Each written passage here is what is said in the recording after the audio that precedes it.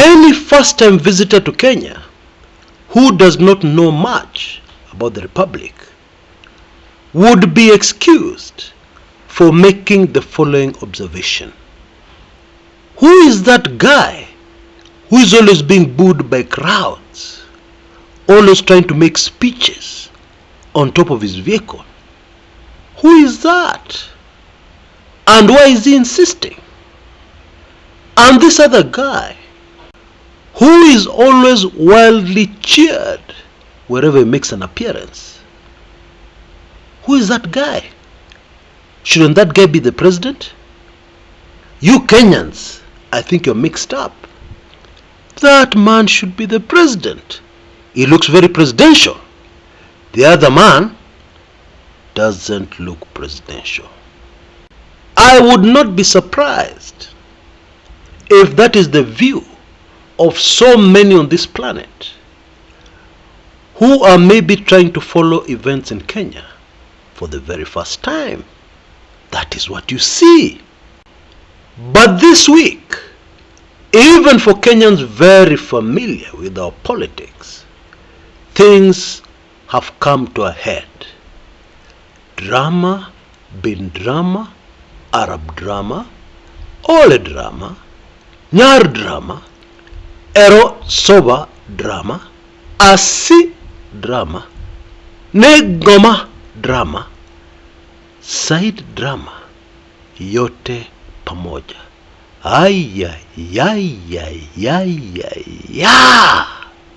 To cut to the chase, it has been a very, very bad week for President William Samoei Ruto. Very bad. And on the other hand, it has been quite a week, very positive, for the fourth President of the Republic of Kenya, President Uhuru Kenyatta. And it doesn't matter whether you don't like Uhuru. It doesn't matter whether you don't like Ruto. That, my friends, is the reality. It is what happened. Housing levy tax, kwisha maneno. The president has said he will ignore the court order. But the reality on the ground is that the Federation of Employers has told its members, stop deducting. Because when you deduct, you will be disobeying a court order. And this comes hot in the heels of the drama of the G2G deal, much hyped, much praised G2G deal, government to government deal on fuel, being exposed as being fraud. I'm sorry, I don't know a better way of putting it, because it has not benefited the government. Although there are rumors, there are some individuals who have greatly benefited from it. Yeah, according to a reliable source, and today I'm going to name that source, President Yoweri Kaguta Museveni of Uganda. You will remember what he said about the G2G deal. According to my very knowledgeable sources, one day when Kenyans sit down to calculate the losses incurred to the country called Kenya as a result of this scheme called G2G, Kenyans will be shocked. We have lost a huge sum of money, pesa nyingi sana, on this deal that was hyped as being good, as helping Kenyans.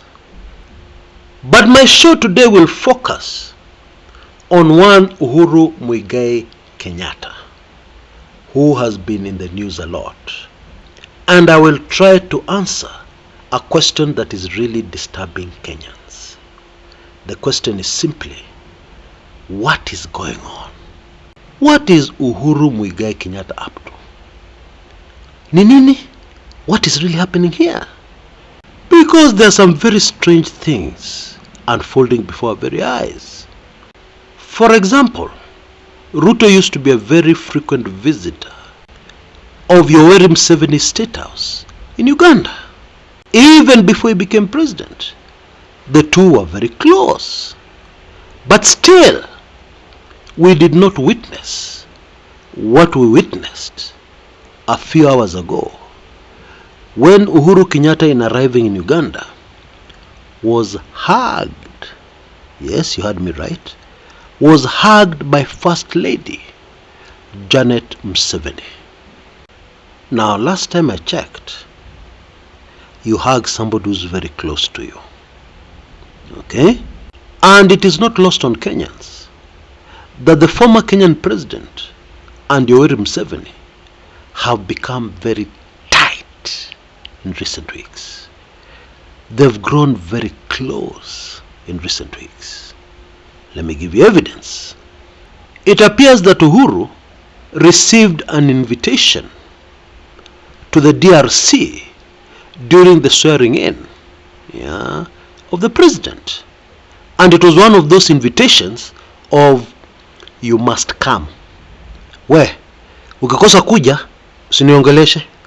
One of those invites. We Uhuru umezidi. Kenyans love you. Now it seems even foreigners love you. Ai, unapatia watu nini? Now it is whispered amongst impeccable sources that Uhuru was stranded. He could not get to the DRC. Because of certain technicalities. It appears somebody gave the order.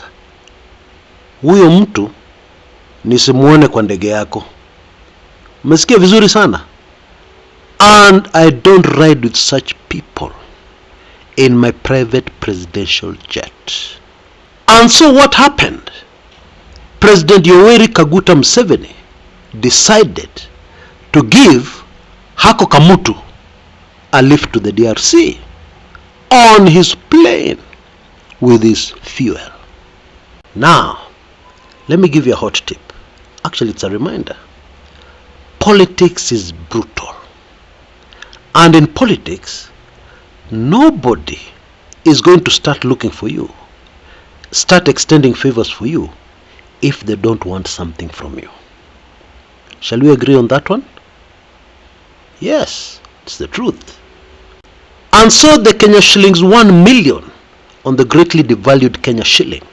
Question is, what do these people want from Uhuru? Ni nini? What do they want from the former president? Now, prepare yourself to be shocked. If you're standing, I kindly advise you to find a seat. Okay? And please get your popcorn. Okay? Nyingi. But as you prepare yourself, please allow me a personal message that is very close to my heart. And it is close to my heart because it involves the plight of Kenyans today. Please accept some advice from Kumekucha Chris. In this season we have entered, in this situation and environment we find ourselves in as Kenyans, there is one very painful thing you will need to do.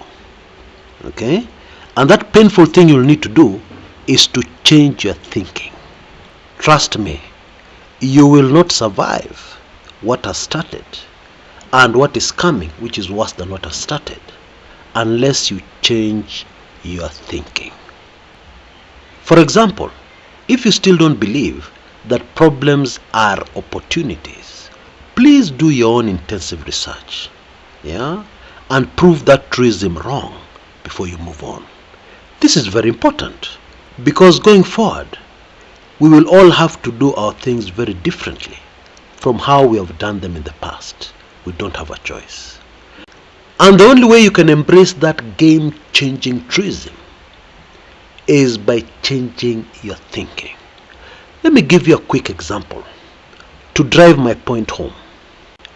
A country called Japan has nothing. Indeed, I don't know if you knew this, but when I got to know about it, I was shocked. Japan is the world's largest net buyer of food products. Japan has no natural resources. Kenya has a lot of natural resources. And therefore Japan imports everything. In fact, if you look at the list of imports by a country called Japan, it is not very different from Kenya's. Top 5 imports: fuel, electronic equipment, machinery, etc., etc. But you and I know that Japan is one of the wealthiest nations in the world. Please, change your thinking. So how does Japan earn money to be one of the wealthiest nations in the world? Most of us already know the answer. Motor vehicles, they export them. Consumer electronics, they export those two items in huge quantities. And to put together those two items, they import everything to manufacture those things. The only thing which is local is labor. Imagine for a minute that Japan was not a country but an individual, who came into contact with another individual called Kenya. Kenya would always be complaining. And so Japan tells Kenya, stop complaining. Why don't we switch places? You come and live in Japan, Maju, and me I live in Kenya. It becomes my country. And naive Kenya agrees very quickly. But when they land in Japan, they find out that one of the first very huge disadvantages is very scary. There are constant earthquakes in Japan. What? How many disadvantages can a nation have and still thrive? What? My apologies, and I don't want to get carried away anymore. Take home lesson there is very simple. Change your thinking. And the best way of changing your thinking, in my opinion, is to make sure that you take in my very valuable content, how to survive and even prosper in a dead economy like what we have in Kenya today. I first produced this mini-series in the year 2019, but now you have an opportunity to get your hands on this package, which is not only the documentary series of videos, but also has 3 valuable eBooks. And all of them together as a package will help you to change your thinking so that you prosper, so that you survive the dead economy that is Kenya today. And this information will help you no matter what your circumstances are. Whether you're down and out, it will still help you a lot. Or even if you're thriving, because you know in your knowing that the gravy train will come to an end soon, because of the way things are in Kenya today. There is no such thing as a sure thing. Things are very crazy in our beloved motherland. For only a mere $25 or Kenya shillings 3,999, you'll be able to get this game-changing package in minutes. Now, I've also received a lot of emails from Kenyans after my previous video requesting that I put them on the list of people to benefit from sponsors. You remember we said you can sponsor other Kenyans to get this information. And that flood of emails really touched my heart and made me sad. And so as a result of that, out of every single order placed for how to survive or prosper in a dead economy, I will be able to sponsor another Kenyan to get the whole package free. And of course, those of you who have it in your heart to sponsor Kenyans to get this valuable information that is also very timely, I will sponsor 2 as earlier promised. So in summary, every time I get an order, somebody gets it free. Every time you sponsor just one person to get it, 2 Kenyans who need this information get it free. So let's go for it. Amid all this chaos, let us find a way out for our dear fellow Kenyans and indeed for ourselves. By the way, I had forgotten, there is a secret that Japan has used that any individual can use. It is a very powerful secret, to to change your circumstances. Because as you know, Japan rose from the ashes after the Second World War. Ruined infrastructure, no raw materials, nothing. Rationed foreign currency wasn't there. And they rose from that within a very short time to become one of the richest nations in the world. And that secret is explained in great detail in how to survive or prosper in a dead economy. Anyway, back to politics. And let us back up a little so that we understand why Uhuru Muigai Kenyatta is in such high demand. At a time when the very opposite is happening to his rival, the 5th President of the Republic of Kenya, William Samoei Ruto. And of course it doesn't make any sense. I mean, a president should be in a position to do much more for you than a retired president. Doesn't make sense. Anyway, let's get into it. The first thing we need to remind ourselves, and those who don't know need to know, is that whether you hate him or like him or whatever your feelings about this president, and I'm talking about the Uganda President Yoweri Kaguta Museveni, whatever you think of him, is very, very influential on the continent of Africa and well beyond. Very influential man. Get it out of your mind that this is the president of a small landlocked country, and face the reality. This is a very influential man, very powerful, well beyond Uganda. That is the truth. And my sincere apologies to fans of Bobby Wine. I know there are many, but here on this channel we speak the truth. Yes, Museveni is a brutal dictator, but he is very powerful. And President Museveni has had a major falling out with President William Samoei Ruto. So major and so serious is this tiff between the two, that Uganda has taken Kenya, the Kenyan government, to court. Now it is common sense. When you take somebody to court, you're not talking. Because if you're talking, you'd have sat down and sorted out the issue. When you see somebody taking somebody else to court, they are not talking.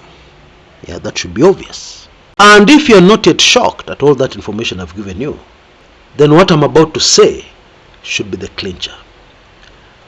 Now, the reason why Museveni and Ruto fell out is because of two issues and not one, as is widely believed. Issue number one was fuel and the government-to-government deal. And what was Museveni's problem with Kenya over the G2G deal? You see, the way the deal was structured was so that it could also profit some people in Kenya. And by profiting some people in Kenya, it made the fuel very expensive for Uganda. And so it greatly disadvantaged Uganda and its tight budget. He said some businessmen in Kenya, business interests in Kenya, were making the fuel too expensive for Uganda. The second issue was Ugandan milk. Brookside, Uganda suddenly found that it was not able to export milk to Kenya. The approvals to do so were revoked. And had that not been rectified, it would have meant loss of jobs in Uganda and loss of revenue for the government of Uganda. And that just made Museveni lose it. Okay? Now, former President Uhuru Muigai Kenyatta has an interest in Brookside, Uganda. I mean, his family has. Now, let's not get mixed up here. The person who runs the businesses of the Kenyatta family is not Uhuru. It is Muhoho, his brother, his younger brother. And so if the chief executive officer of the Kenyatta businesses has a problem that he thinks his elder brother can solve, using his political networks, he'll ask him to do so. It seems that what happened is that Uhuru was able to solve that emergency in Uganda very fast. Yeah? And Brookside, Uganda, got an alternative market. It is rumored bigger than Kenya, yeah, to export the milk. And Museveni must have realized, hiya, this man can help me. This man can help Uganda. Na akona roho safi. Now, you know, in this life, if I do you a favor and I have a problem, even before I ask you to solve my problem for me, it goes without saying that in most cases, you will start to solve my problems. You will ask me, how can I help? Because you have really helped me, and I thank you. As a way of saying thank you, how can I help you? Now, you need to realize that it was Museveni who Ruto used as a contact to talk to some powerful people who ended up assisting him with the August 2022 presidential elections. And therefore it goes without saying that Museveni, who is still talking to these people, can tell them, I think we made a mistake here. How can we correct it? I think you get my drift. That is the biggest fear of the Kenya Kwanza administration. Now, I want to float a idea, okay? I'm not giving any information. I'm not spreading rumors. I just want to float a small idea. Now, let us jog our memories. It was after the Brookside Uganda issue was sorted out that former President Uhuru Kenyatta started receiving a lot of Muzungu visitors, a lot of Chinese visitors. Remember that? And I'm not saying anything, eh? Don't misquote me. I'm only asking you a question. Do you think the two events may be linked? What do you think? What do I think? Well, personally, I don't know, but I'm wondering. And please allow me to leave it there. And it is simply this. Kenya's fourth president has now positioned himself as a very powerful political leader in the region. Okay? Now, for clarity's sake, let me take you back to the country called Tanzania. After President Julius Kabarage Nyerere retired from politics, okay, and the country got another president, and Nyerere held no office, he was just a former president, but he remained extremely powerful. So much so that there would be the embarrassing situation where the country is dealing with foreign dignitaries, and both the former president and the current president are there, and there's almost confusion because all the attention is on Nyerere. These people want to talk to Nyerere and not the president. That is precisely where Uhuru is today in the country called Kenya. Now, history will record that this influence of Nyerere outside the country and with foreigners ended up in a situation where Nyerere was also very influential in local Tanzanian politics. And so that is the situation today. And Museveni is happy to use Uhuru's political financial contacts to take Uganda to the next level. And meanwhile, unlike the situation in Tanzania when Nyerere had retired, meanwhile, there is a very bad perception problem that the KK government has to deal with.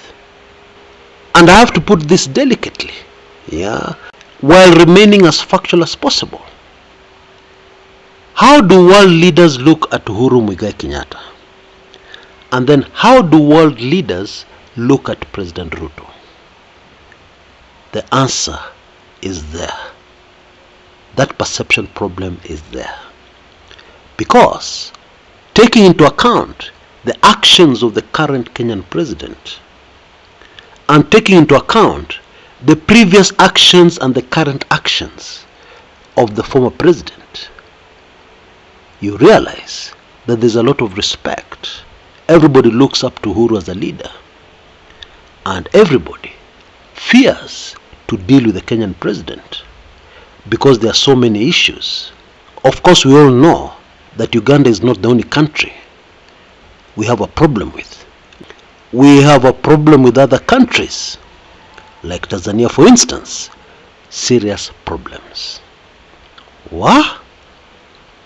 Now, this is a very fascinating political development, and we wait eagerly to see what will happen next.